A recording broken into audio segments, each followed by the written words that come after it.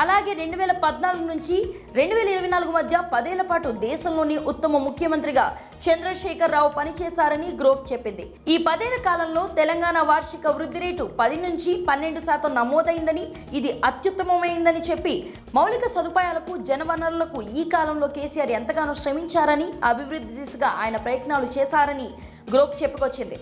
అంతేకాక రాజకీయాల్లో విశ్వసనీయత, నాయకత్వ లక్షణాలు కలిగి ఉన్న నాయకుడిగా కూడా కేసీఆర్ పేరునే గ్రోక్ జవాబుగా చెప్పింది.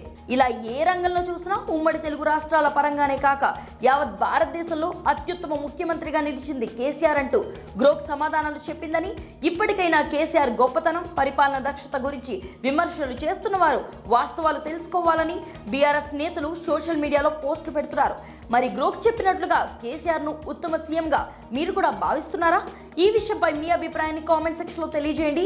స్టోరీని లైక్ చేసి షేర్ చేయండి. మరిన్ని ఇంట్రెస్టింగ్ అప్డేట్స్ కోసం ఐడి టీవీని సబ్స్క్రైబ్ చేసుకోండి.